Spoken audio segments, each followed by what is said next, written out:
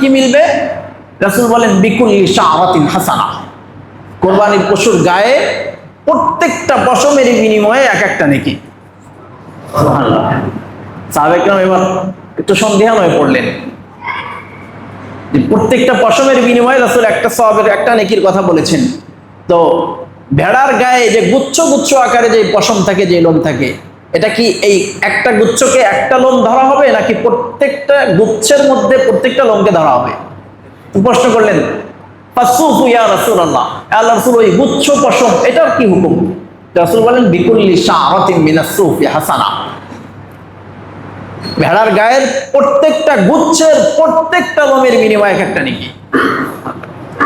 কত বড় ফজিলতের কথা! এই হাদিসের মধ্যে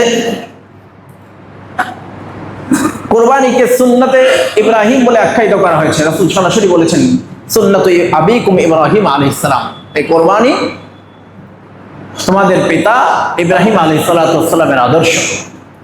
সেই সাথে কোরবানির ফজিলত কি, কোরবানি করলে কি পরিমাণ সওয়াব মিলবে সেটাও রাসূল বলে দিয়েছেন।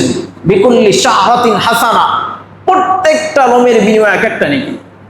একটা পশুর গায়ে কতগুলো লোম থাকে কখনো গণনা করে দেখেছি? তো অগণিত লোম, এটা গণনা করেও শেষ করা যাবে না।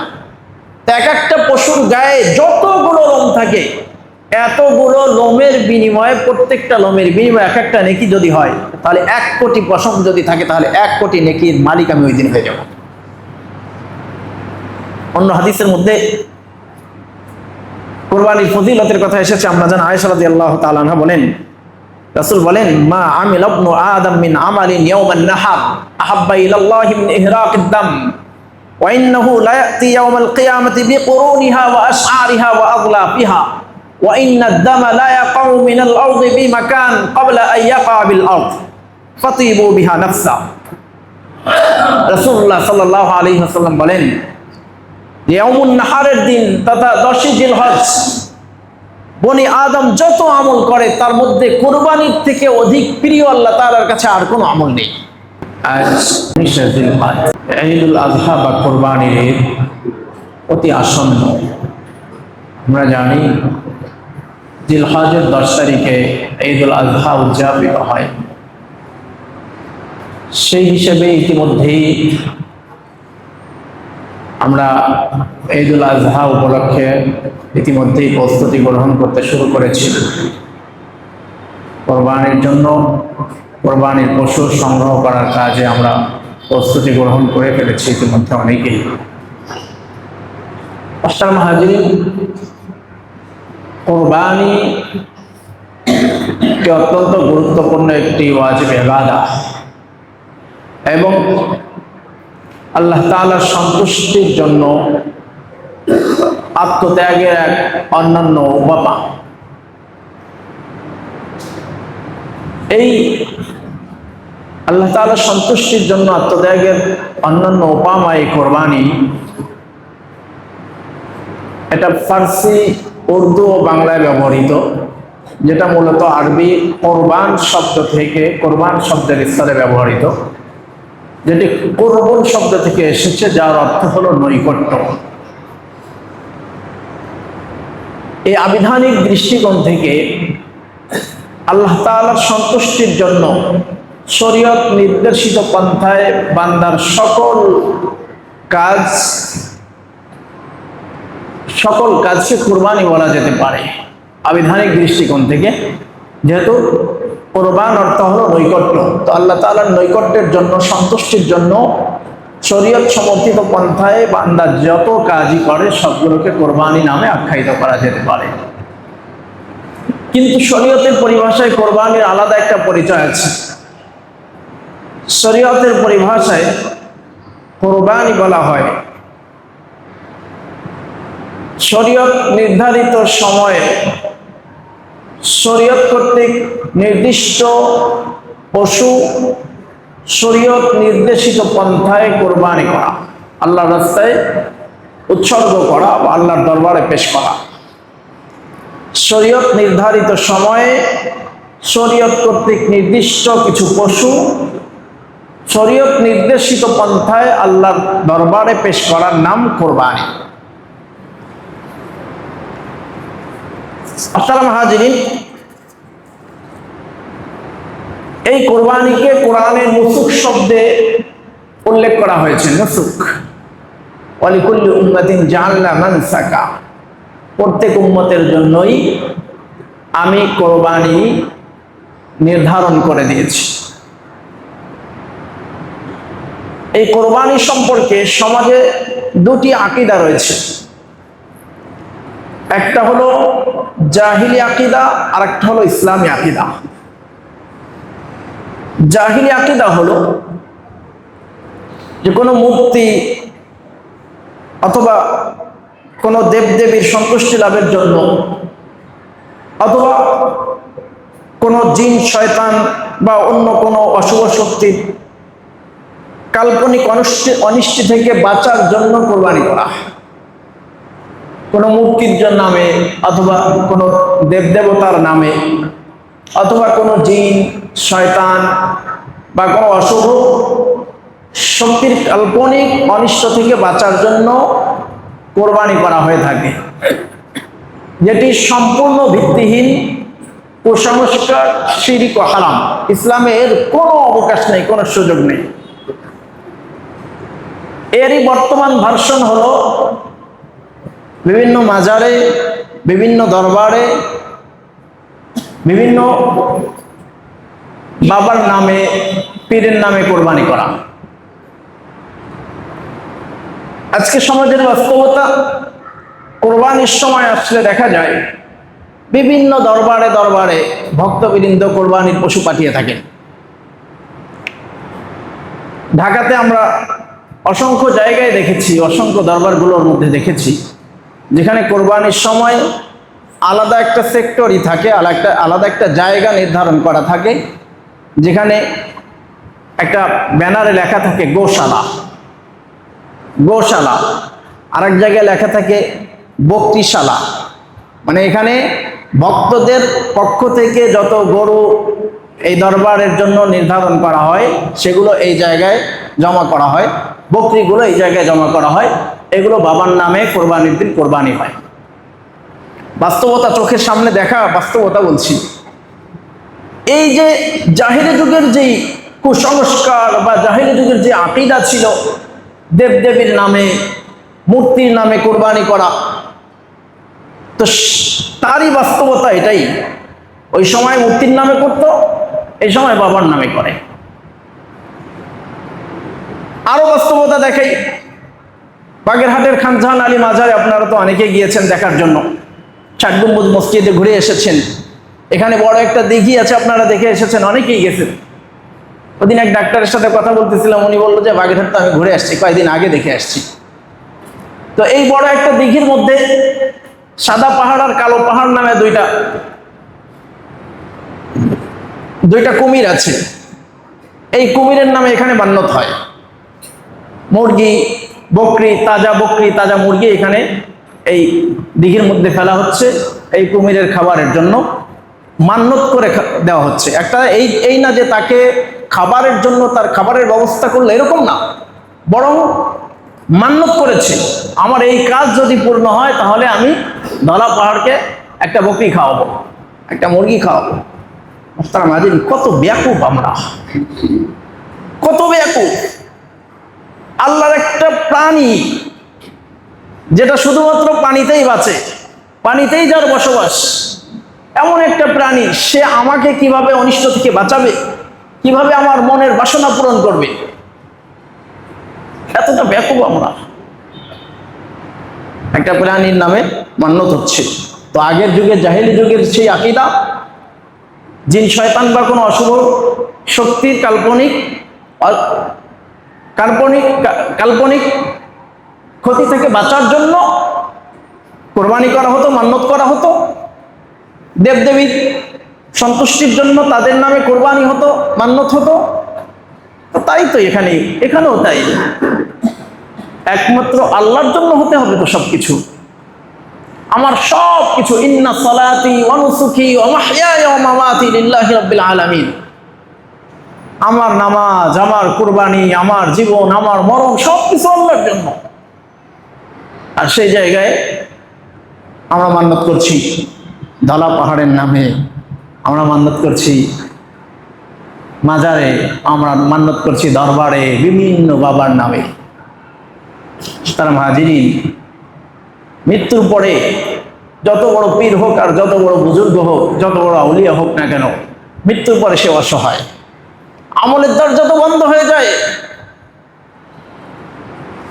ইযা মাতাল ইনসান ইনকাতা আনহু আমালু, যখন মানুষ মৃত্যুবরণ করে তখন তার আমলের দরজা বন্ধ হয়ে যায়, তখন তার আমলের দরজা বন্ধ হয়ে যায়। তো সে মৃত্যু অবস্থায় আমাকে কিভাবে উদ্ধার করবে? নিজেই তো বিপদে আছে। যে ব্যক্তি মৃত্যুবরণ করেছে, মান মাতা ফাকাদ কামাত কিয়ামাতুহু, যে ব্যক্তি মৃত্যুবরণ করলো তার কিয়ামত কায়েম হয়ে গেল। মৃত্যুর সাথে সাথে তার আখিরাতের জিন্দেগি শুরু হয়ে গেল, আখিরাতের পেরেশানি তার শুরু হয়ে গেল। তো সে নিজেই যখন বিপদে, সে আমাকে কিভাবে উদ্ধার করবে? অথচ ওই সময় তো তার কোনো দোয়ার কোনো সুযোগ নেই, দোয়া করে আল্লাহ তাআলার কাছ থেকে বাঁচাবে এরকম তো কোনো সুযোগ নেই। তাহলে তার নামে মান্যত করে তার সন্তুষ্টি অর্জন করে আমার কি লাভ? হাসরের ময়দানে সমস্ত হাসরবাসী যখন ছোটাছুটি করবে হাসরের এই বিভীষিকাময় অবস্থা থেকে বাঁচার জন্য, যখন হযরতে আদম আলাইহিস সালাতু ওয়াস সালামের কাছে যাবে যে আপনি তো আমাদের আদি পিতা, আজকের এই মহা সংকটের মুহূর্তে আপনি আল্লাহ তাআলার কাছে দোয়া করেন, আল্লাহ তাআলার কাছে সুপারিশ করেন, আল্লাহ তাআলা যেন এর থেকে আমাদের নাজাতের ব্যবস্থা করে, হিসাব নিকাশের ফয়সালা করে যেন আল্লাহ তাআলা আমাদের মুক্তি দিয়ে দেন। সেদিন আদম আলাইহিস সালাতু ওয়াস সালাম পর্যন্ত নিজের অসহায়ত্ব প্রকাশ করবেন, বলে দিবেন আমার দ্বারা সম্ভব না, যাও আমার সন্তান নূহের কাছে যাও। এরপরে উনিও অসহায়ত্ব প্রকাশ করবেন, আর এক নবীর কাছে পাঠাবেন, ইব্রাহিম আলাইহিস সালাতু ওয়াস সালামের কাছে পাঠাবেন, মুসা আলাইহিস সালাতু ওয়াস সালামের কাছে পাঠাবেন। একের পর এক প্রত্যেক নবী যখন অসহায়ত্ব প্রকাশ করবে, সর্বশেষ জনাবে মুহাম্মদুর রাসূলুল্লাহ সাল্লাল্লাহু আলাইহি ওয়াসাল্লামের দরবারে হাসরবাসী যাবে। সেদিন কেবলমাত্র সর্বপ্রথম আল্লাহর দরবারে সুপারিশ করার জন্য সিজদা থেকে মাথা উঠাবেন জনাবে মুহাম্মদুর রাসূলুল্লাহ সাল্লাল্লাহু আলাইহি ওয়াসাল্লাম। যেখানে পূর্ববর্তী সকল নবী নিজের অসহায়ত্ব প্রকাশ করছেন, যেখানে পূর্ববর্তী সকল নবী নিজেকে অপরাধী বলে আখ্যায়িত করছেন যে আমি তো অপরাধী, আমি কিভাবে আল্লাহর দরবারে সুপারিশ করব, সেই জায়গায় পীর বাবা, ল্যাংটা বাবা, এই তালা বাবা, শিকল বাবা, আরো কত বাবা, খাজা বাবা, সে আমাকে কিভাবে বাঁচাবে? কিভাবে বাঁচাবে আমাকে? নবীরা পর্যন্ত যেখানে অসহায়ত্ব প্রকাশ করছেন, সেই জায়গায় সে যত বড় ওলি হোক না কেন, যত বড় বুজুর্গ হোক না কেন, হ্যাঁ তার ওসিলা ধরে আমি দোয়া করতে পারি, আল্লাহ তাআলা, আল্লাহ আপনার অমুক প্রিয় বান্দার ওসিলায় আমাকে মাফ করে দেন।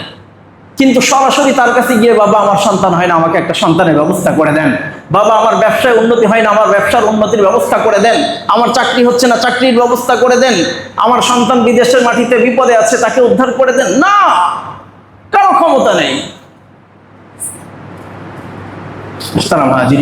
আজকে আমরা এত বড় ব্যাপক, সব বুঝি কিন্তু ধর্মের বেলায় বুঝি না।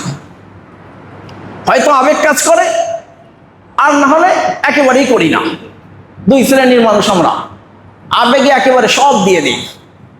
কোনটা ধর্ম আর কোনটা অধর্ম এটার বাছবিচার করার মতো ক্ষমতা তখন আমার থাকে না, আবেগে সব দিয়ে দিই। কোনটা ধর্মীয় কাজ আর কোনটা ধর্মের নামে ভণ্ডামি, এটা নির্বাচন করার ক্ষমতা তখন আমার থাকে না। আর একটা হলো একেবারে থোড়াই কেয়ার, ধর্মের কোনো বেলাই নেই, যা খুশি তাই করি। কিন্তু এটার নাম ইসলাম নয়। ইসলাম তো একমাত্র আল্লাহ তাআলার নির্দেশিত পন্থায় চলার নাম। ইসলাম তো মিল্লাতে রাসূলুল্লাহর নাম। রাসূলুল্লাহ সাল্লাল্লাহু আলাইহি ওয়াসাল্লাম যেভাবে চলেছেন, সুন্নতে রাসূল যেটা, আল্লাহ রাসূল সাল্লাল্লাহু আলাইহি ওয়াসাল্লামের অনুসরণ, এটাই তো ইসলাম। কিন্তু আল্লাহ রাসূল কয়জন পীরের দরবারে গিয়েছেন? আল্লাহ রাসূল কয়জন মাজারের কাছে গিয়েছেন? আল্লাহ রাসূল কয়বার খাজা খান জাহান আলীর মাজারে গিয়ে ধলা পাহাড়কে মুখ দিয়ে আসছেন? আশ্চর্য ব্যাপার। তো কোরবানি সম্পর্কে জাহেলি যুগেরও একটা ধারণা ছিল, তারা দেবদেবীর নামে কোরবানি করত, মূর্তির নামে কোরবানি করত। ঠিক আজকের সমাজেও কোরবানির সময় আসলে দেখা যায় বিভিন্ন দরবার আর মাজারে গিয়ে আমরা কোরবানির পশু দিয়ে আসি সন্তুষ্টির জন্য। এই কোরবানি তো হয়ই না, বরং শিরিক, একেবারে জলজন্ত একটা শিরিকের কাজ করে আসলাম। কোরবানি হতে হবে একমাত্র আল্লাহর নামে। সেই জায়গায় আল্লাহর নাম ছাড়া অন্যের নামে যদি কোরবানি হয়, তাহলে সেই কোরবানির পশু খাওয়াও জায়েজ নেই।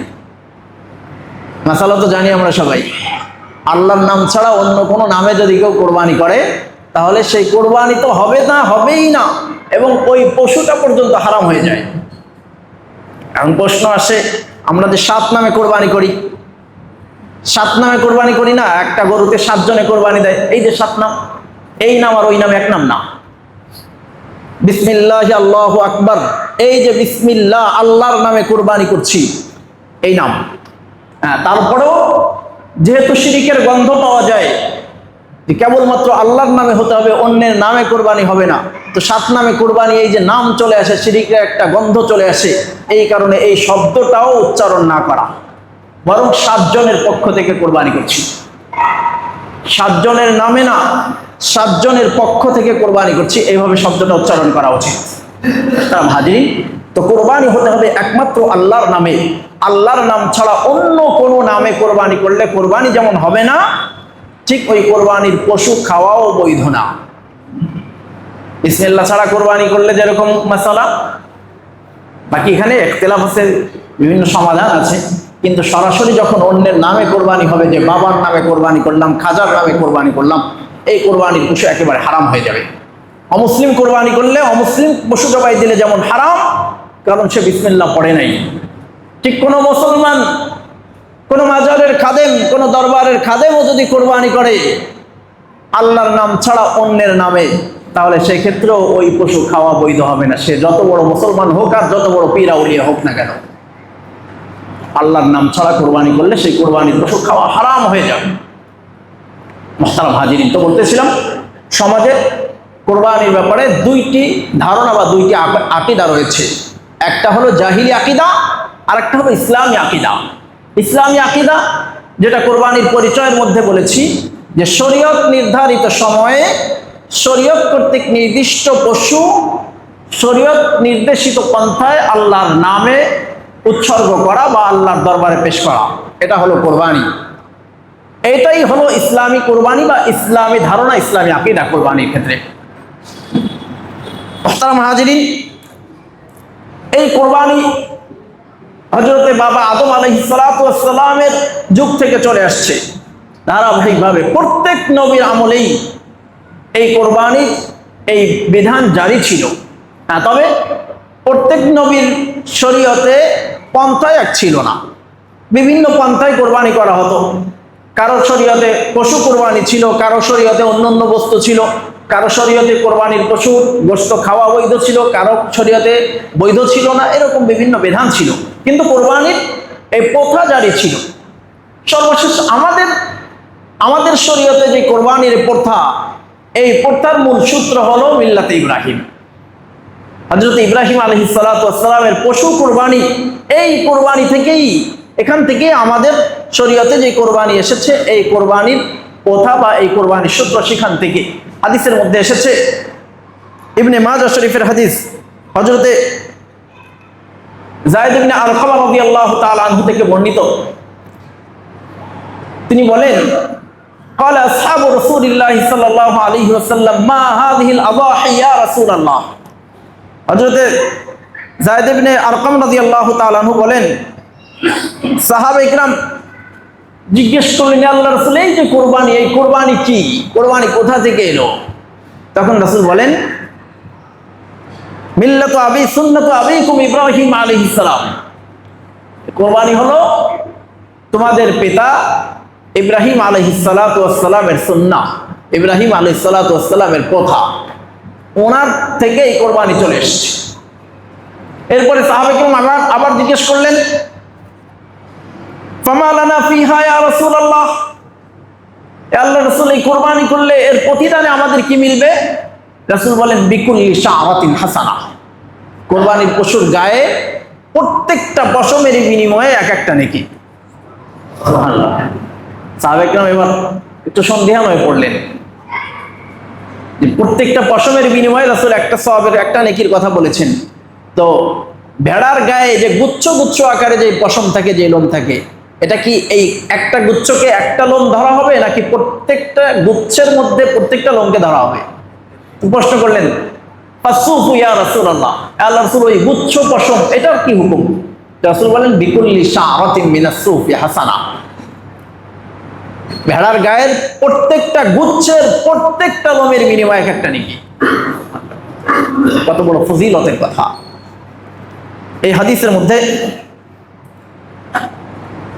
কুরবানিকে সুন্নতে ইব্রাহিম বলে আখ্যায়িত করা হয়েছে। রাসূল সরাসরি বলেছেন সুন্নাতু আবিকুম ইব্রাহিম আলাইহিস সালাম, এই কুরবানি তোমাদের পিতা ইব্রাহিম আলাইহিস সালামের আদর্শ। সেই সাথে কুরবানির ফজিলত কি, কুরবানি করলে কি পরিমাণ সওয়াব মিলবে সেটাও রাসূল বলে দিয়েছেন। বিকুল্লি শাহরাতিন হাসানা, প্রত্যেকটা লোমের বিনিময়ে এক একটা নেকি। একটা পশুর গায়ে কতগুলো লোম থাকে কখনো গণনা করে দেখেছি? তো অগণিত লোম, এটা গণনা করেও শেষ করা যাবে না। তো এক একটা পশুর গায়ে যতগুলো লোম থাকে, এতগুলো লোমের বিনিময়ে, প্রত্যেকটা লোমের বিনিময়ে এক একটা নেকি যদি হয়, তাহলে 1 কোটি পশম যদি থাকে তাহলে 1 কোটি নেকির মালিক আমি ওই দিন হয়ে যাব। অন্য হাদিসের মধ্যে কুরবানির ফজিলতের কথা এসেছে। আমরা জানি আয়েশা রাদিয়াল্লাহু তাআলা আনহা বলেন, রাসূল বলেন মা আমিল ইবনু আদম মিন আমালিন ইয়াওমান নাহার আহাব্বা ইলাল্লাহি মিন ইহরাকিদ দাম ওয়া ইন্নাহু লা ইয়াতি ইয়াওমাল কিয়ামাতি বিকুরুনিহা ওয়া আশআরিহা ওয়া আগলাফিহা ওয়া ইন্নাদ দামা লা ইয়াকাউ মিনাল আরদি বিমাকান ক্বাবলা আন ইয়াকা বিল আরদ ফাতিবু বিহা নাফসা। রাসূলুল্লাহ সাল্লাল্লাহু আলাইহি ওয়াসাল্লাম বলেন, ইয়াউমুন নাহারের দিন তথা 10 জিলহজ বনি আদম যত আমল করে তার মধ্যে কুরবানির থেকে অধিক প্রিয় আল্লাহ তাআলার কাছে আর কোনো আমল নেই। কুরবানির দিনে বনি আদম যত আমল করে তার থেকে, তার মধ্যে কুরবানি করার থেকে উত্তম আল্লাহ তাআলার কাছে আর কোনো আমল নেই। এরপর রাসূল বলেন ওয়া ইন্নাহু লা ইয়াতি ইয়াউমাল কিয়ামাতি বিকুরুনিহা ওয়া আশআরিহা ওয়া আগলাফিহা, কিয়ামতের ময়দানে এই কুরবানিকৃত পশু তার শিং, তার লোম এবং তার খুর নিয়ে আল্লাহর দরবারে উপস্থিত হবে। আল্লাহর দরবারে উপস্থিত হবে কুরবানি দাতার মুক্তির জন্য, কুরবানি দাতার নাজাতের জন্য। এরপর রাসূল আরো বলেন ওয়া ইন্নাদ দামা লা ইয়াকাউ মিনাল্লাহি বিমাকান ক্বাবলা আন ইয়াকা বিল আরদ ফাতিবু বিহা নাফসা, এই কুরবানি পশুর রক্ত জমিনে পড়ার আগেই আল্লাহ তাআলার দরবারে এটা মর্যাদার স্থান দখল করে নেয়। কুরবানি পশুর রক্ত জমিনে পড়ার আগেই আল্লাহ তাআলার দরবারে এটা কবুলিয়ত এসে যায়। অর্থাৎ আল্লাহ তাআলার দরবারে এই পশুর রক্ত, মাংস ইত্যাদি এগুলো কোনো কিছু পৌঁছে না। বান্দার তাকওয়া, বান্দার খুলুসিয়ত, বান্দার ইখলাসটাই পৌঁছে। এখন এই জায়গায় যদি আমার নিয়তের মধ্যে গড়মিল হয়, নিয়তের মধ্যে যদি গড়মিল হয়, তাহলে এই কোরবানির কোনো কিছু আল্লাহর দরবারে পৌঁছবে না। পৌঁছেই তো নিয়ত, পৌঁছেই তো ইখলাস আর খুলুসিয়ত। সেটার মধ্যে যদি ঘাপলা এসে যায়, সেটার মধ্যে যদি কোনো প্রকার ভুল ভ্রান্তি এসে যায়, এটার মধ্যে যদি কোনো প্রকার শিরকের গন্ধ এসে যায়, তাহলে আল্লাহ তাআলা তো কবুল করবেন না। শুধু কবুল তো করবেন না, সেই সাথে যদি শিরিক এসে যায়, শিরিকের মিশ্রণ যদি এসে যায়, তাহলে আল্লাহ তাআলা এত বড় মারাত্মক গুনাহ, এই শিরিকের গুনাহ, এটা আল্লাহ তাআলা ক্ষমাও করবেন না। ইন্নাল্লাহা লা ইয়াগফিরু আন ইউশরাকা বিহি ওয়া ইয়াগফিরু মা দুনা যালিকা লিমান ইয়াশা। আল্লাহ তাআলা শিরিক ছাড়া, শিরিকের গুনাহ ছাড়া অন্য সকল গুনাহ আল্লাহ তাআলা মাফ করে দিবেন চাইলে, কিন্তু শিরিকের গুনাহ আল্লাহ তাআলা মাফ করবেন না। মাস্টার হাজিরি, এই জন্য শুরুতেই বলে নিয়েছি, কুরবানির ক্ষেত্রে যে জাহিলি ধারণা, জাহিলি আকীদা বা ভ্রান্ত আকীদা রয়েছে, এই আকীদা থেকে আমাদেরকে বাঁচতে হবে। একমাত্র আল্লাহর নাম ছাড়া, আল্লাহ সন্তুষ্টি ছাড়া অন্য কোনো উদ্দেশ্য যেন আমার কুরবানির মধ্যে না থাকে, এবং সেই সাথে আল্লাহ তাআলার একমাত্র সন্তুষ্টি যেন আমার লক্ষ্য আর উদ্দেশ্য হয়। নিয়ত যেন একেবারে খালেস হয়, পরিপূর্ণ ইখলাসের সাথে যেন কোরবানি করতে পারি। এই কোরবানিকে আমাদের উপরে ওয়াজিব করা হয়েছে, সকলের উপরে নয়, বরং বিশেষ এক শ্রেণীর ব্যক্তি। কোরবানির জন্য কয়েকটা শর্ত। 1 নম্বর, তো মুসলমান হতে হবে। মুসলমান ছাড়া, শরীয়তের কোনো বিধানই মুসলমান ছাড়া অন্যের উপরে বর্তাবে না। 1 নম্বর শর্ত, মুসলমান হতে হবে। 2 নম্বর, জ্ঞান সম্পন্ন হতে হবে। কোনো পাগল নির্বোধ এমন ব্যক্তির উপরে কোরবানি ওয়াজিব হবে না। তাহলে দ্বিতীয় নম্বর হলো জ্ঞান সম্পন্ন। তৃতীয় নম্বর বালেগ হতে হবে, বালেগ ব্যক্তির উপরে কোরবানি ওয়াজিব হবে। চতুর্থ নম্বর হুর, স্বাধীন, স্বাধীন ব্যক্তির উপরে কোরবানি ওয়াজিব, কোনো গোলাম বা বাদীর উপরে কোরবানি নেই। পঞ্চম নম্বর মুকিম, মুসাফিরের উপরে কোরবানি নেই। কোনো ব্যক্তি যদি সফরে থাকে কোরবানির দিনগুলোতে, তাহলে ওই ব্যক্তির উপরেও কোরবানি ওয়াজিব হবে না।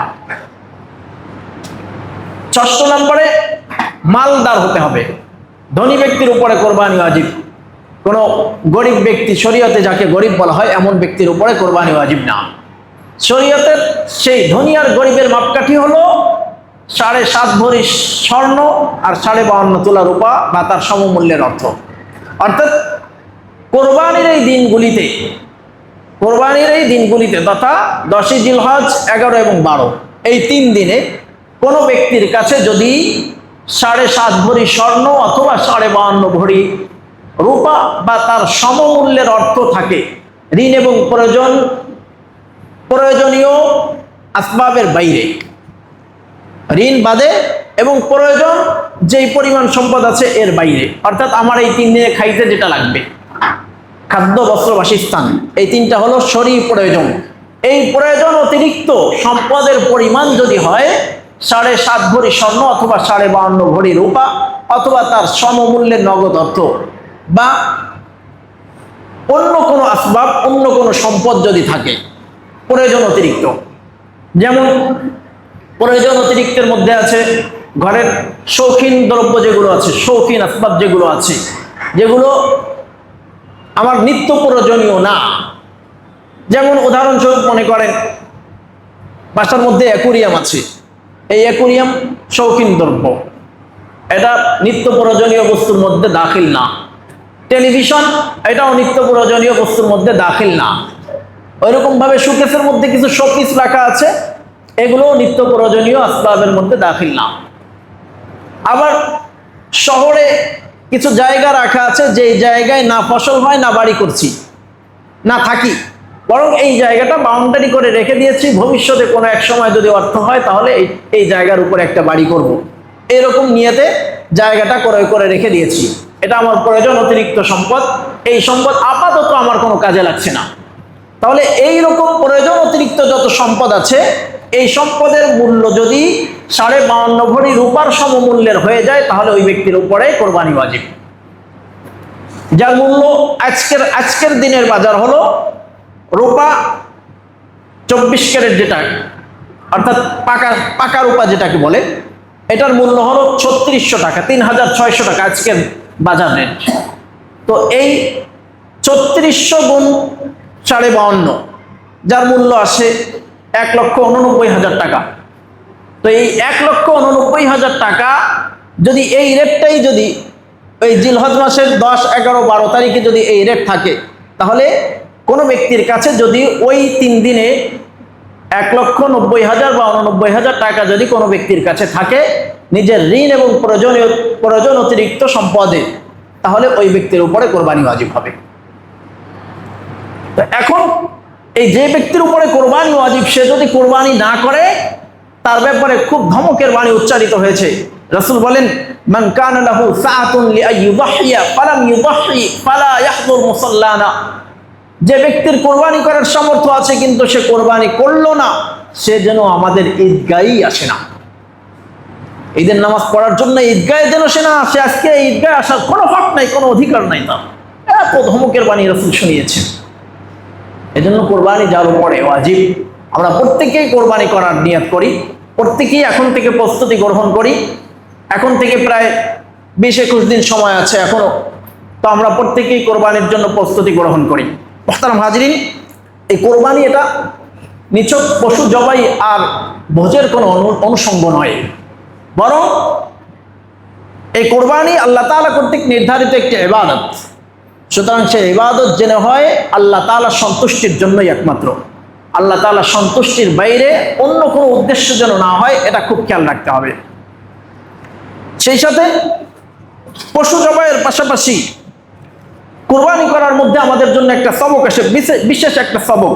সেই সবক হলো আল্লাহর মহাব্বতে নিজের সকল অবৈধ চাহিদা এবং নিজের মধ্যে লালিত পশুত্বকে কোরবানি করতে হবে। আল্লাহ সন্তুষ্টির জন্য যত অবৈধ চাহিদা আছে, যত খাহেসাত আছে, যত নফসানিয়াত আছে, এই সবগুলোকে কোরবানি করতে হবে। এবং নিজের মধ্যকার লালিত যে পশুত্ব, মানুষের মধ্যে কিছু পশুত্বের স্বভাব আছে, অহংকার, হিংসা, ক্রোধ ইত্যাদি যে পশুত্বের স্বভাব আছে, এই স্বভাবগুলোকেও কোরবানি করে দিতে হবে। এটা হলো কোরবানি থেকে মূল সবক। আমার সম্পদ আছে, সম্পদের ক্ষেত্রে আমাকে বিনয়ী হতে হবে। আমার সম্পদ দিয়ে গর্ব না করে বরং আল্লাহর রাস্তায় কোরবানি করার মনোভাব তৈরি করতে হবে, আল্লাহর রাস্তায় দান করার মনোভাব তৈরি করতে হবে। এজন্য সর্বশেষ নিজের কুপ্রবৃত্তি দমনের সবক আমাদেরকে এখান থেকে গ্রহণ করতে হবে এবং সেই সাথে তাকওয়ার অনুশীলন করতে হবে। আল্লাহ তাআলা বলেন, লা ইয়ানালাল্লাহু লুহুমুহা ওয়ালা দিমাউহা ওয়ালাকিন ইয়ানালুহুত তাকওয়া মিনকুম। কোরবানির পশুর রক্ত মাংস কোনো কিছুই আল্লাহর দরবারে পৌঁছে না, পৌঁছে ওয়ালাকিন ইয়ানালুহুত তাকওয়া মিনকুম, তোমাদের তাকওয়া, তোমাদের ইখলাস আর খুলুসিয়াত আল্লাহর দরবারে পৌঁছে। সুতরাং এই জন্য কোরবানি থেকে আমাদেরকে তাকওয়ার সবক নিতে হবে এবং কুপ্রবৃত্তির দমনের শিক্ষা আমাদেরকে কোরবানি থেকে গ্রহণ করতে হবে। তাহলে এই কোরবানি আমাদের জন্য সার্থক হবে। নাহলে প্রত্যেক বছর খালি টাকা আছে, কোরবানি করলাম, এই কোরবানিতে আমার ভিতর যে শিক্ষা অর্জন করার, সেই শিক্ষাটা হাসিল হলো না।